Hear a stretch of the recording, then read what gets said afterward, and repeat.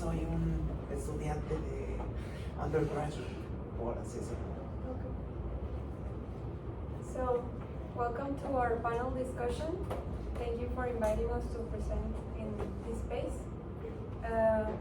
We are going to talk about the problems of gambling and how does this affect our society, especially in Mexico.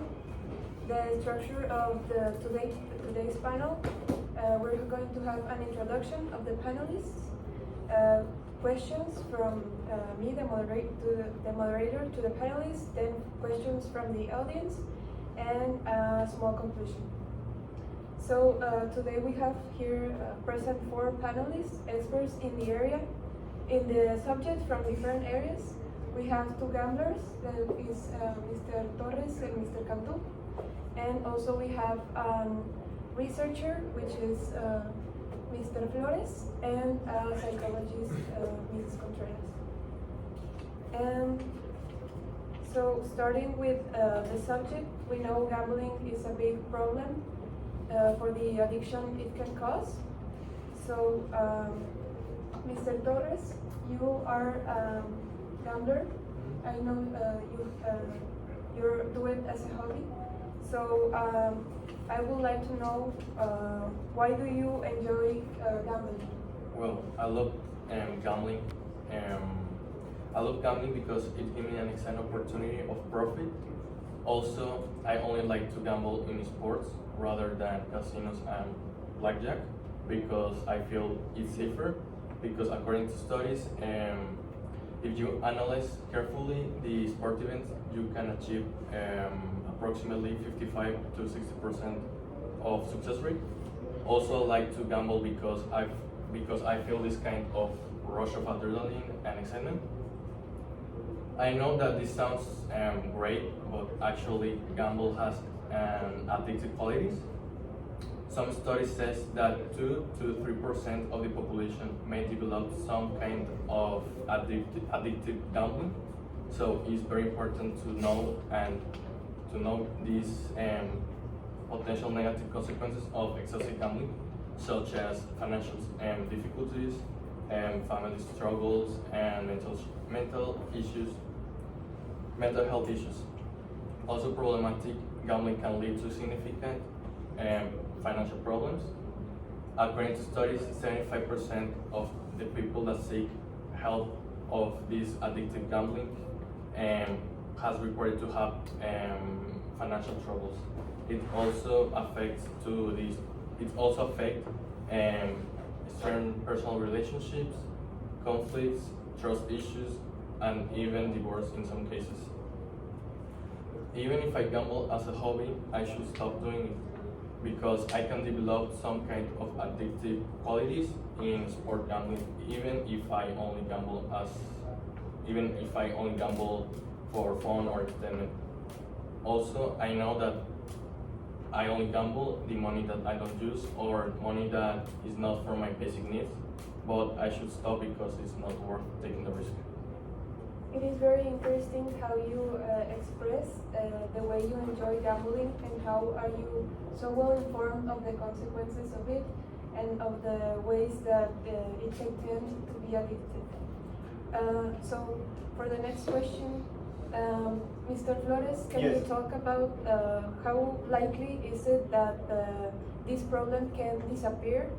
And based on the economic statistics in Mexico related to gambling. Oh yeah. Also, but I would like to answer that question. But first, we've got to know what is all that syndrome, which is related to gambling. It's called ludopathy, which is the uncontrollable impulse of gambling, regardless the consequences that can bring to either you or other people. Having this problem, continuous bets leading to losses are made, and you deplete your savings, and you get in debt, basically. Some symptoms are the concern to the point in which you are planning to profit. You feel uneasy if you stop making it. Also, you have the increasing need of always needing more, and it can. And some risking factors are the following, which are the presence of already mental health problems, association with young people and at middle ages. Usually men are more affected than women. And secondary effects are due to the Parkinson disease medicines that are still not ready for that. And based on the economical statistics, which were that in 2019 it had a net value of $600 million, which this year it has risen up to 230%. At least 10 million people are in this activity of online gambling in sports. The average value of the ticket was 100 pesos before pandemic, and now it's like 650. So with this, and with an expected growth of more than 50%, according to Joshua Maya, specialist in this type of topics, it's not very likely that it can disappear this problem. And the worst countries that are affected by this phenomenon called gambling, in terms of USD or dollars per habitant in average, are Australia with 1,100, Singapore with 1,040, USA 590, New Zealand with 580, Finland with 560, Ireland with 500, Norway with 470, Italy with 470 also, Canada with 470 also, and UK or United Kingdom with 550. I mean. Oh, it is very interesting and amazing how this gambling problem or this gambling business is in constant growth, Yeah. and how the pandemic did not have like a negative effect, but in the contrary, it had a positive effect for the business. And it is also very intriguing to know the statistics in Mexico and how this problem is rising, and more people are investing their money in this business instead of investing in a more secure way. So continuing with the discussion, I would like to ask Mr. Cantu, what are the most common problems you have faced considering you're an active gambler? Okay. Gambling for me is now a habit, but it's also dangerous, but it's also fun. No, but it has strong consequences, since if you go to the casino, the people that work there want you to spend all the money you have. They are not interested in how is your financial thing in your family, or if you have money or not, or if you are asking for more money for you to betting on the casino. These are very strong consequences. Betting can include financial losses, bankruptcy, losing the job, homelessness, mental health conditions, and breakdown with personal relationships. But these problems don't only affect you, it can affect the people that surround you, in your family, in your work, or with your friends.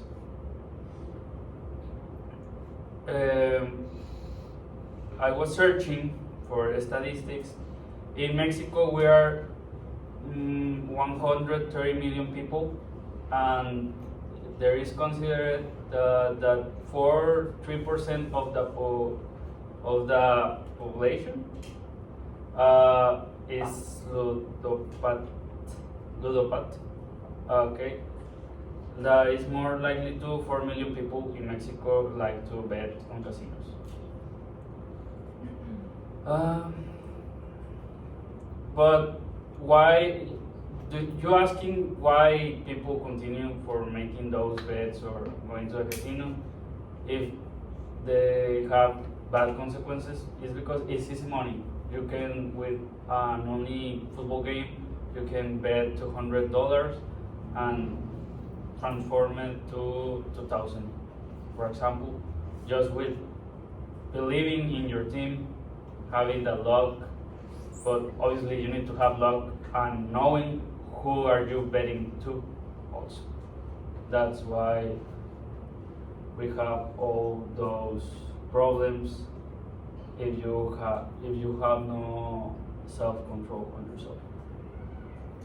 Thank you very much, Mr. Cantu, for your apportation. It was very interesting to know another side of you of an active gambler and how you consider the investment a way to win and an easy way.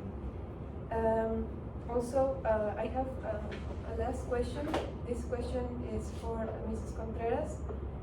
Considering you're a psychologist, what are the most common psychological profiles gamblers develop? Well, in my experience, when I treat patients, I see mostly two types of psychological profiles. And in my opinion, they're the most concerning ones. The first one is kind of tricky because it can often seem as an extrovert person because of its high impulsivity and because they talk a lot, they're very extroverts. But the problem is that they try to fill a void within them by gambling, by doing all that. And this is mostly caused also because they have a problem of substance and alcohol abuse. And all this makes them emotionally unstable, which leads to relationship ruptures in their family, in their friends. They mostly have problems with anxiety, depression. Now, these type of people are always sensation seeking. They're always like seeking for adrenaline and trying to fill their problems with gambling. But there are also other persons that are very lonely, that social distance, and that try to use gambling as a way to avoid all those people. And those people probably have depression and most likely suicidal thoughts. Actually, 50% of those who gamble have had a depression, and 34% of those people have post-traumatic disorder, which means that from my experience, I can tell you that gamblers are not healthy, especially compulsive ones. Okay. Thank you very much, Mrs. Contreras. It is very interesting to see the different point of view, the health point of view from Mrs. Contreras, and also the statistics from Mr. Flores. Also, the different ways our gamblers present here enjoy gambling. Now, I would like to open an opportunity for the audience to ask any questions. It could be regarding any of the finalists here. So if you want to ask a question, now is the time. Yes. Like for you in your profession, how would you consider there's like way to help the ones that are into gambling too much and that they risk their lives into like dangerous situations, or how can like they access to information so that they can know that there are ways that people can help them? Well, we have to realize first that gambling is as addictive as any drug, as alcohol, so it is really hard to get out of that stage. And what they can do is, well, go with psychologists like me. I treat those patients, and they, like from my experience, they do stuff that they regret a lot. So they have to realize the consequences and how they affect others and themselves, their physical health and their mental health. So it's not only me, but it's also doctors, friends can also help, and family too. Thank you very much. Is there another question? Yes, please. Once you're stopping some, like you're gambling, when do you think it's okay? Now I have to stop. And what's the stop sign that tells you like I have to see a psychologist? Okay, so this question can be answered by you From my point of view is when you are starting to lose many amounts of money, that's the first way to see that you are in a big problem. Most of the time you tell yourself that I'm okay, but you are starting to have negative issues, and you are going to have maybe person that are looking for you for return the money you ask for and you didn't win a bet, and that's why we need to realize by me and any other person that is into this to accept any kind of help. So it's not bad gambling if you have self-control. Thank you very much. Is there another question in the audience? I think, okay. So, thank you for your questions and for your answers. As we can see, gambling is an active problem now in Mexico, and it can lead to many health issues regarding psychological health.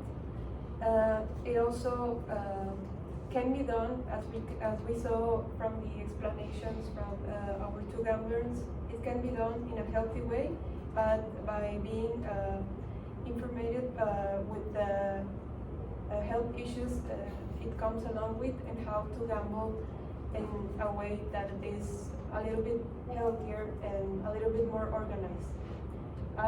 Also, we can see that according to the statistics, our society is not that well educated on how to make investments and which choices are the best to handle our money or our belongings. So we can see that this is a problem in Mexico, and this problem is rising according to the statistics. So I would like to thank you for your time, for listening to our panel, and also thank our panelists for presenting their point of view in this topic. Thank you very much. Thank you. Very good.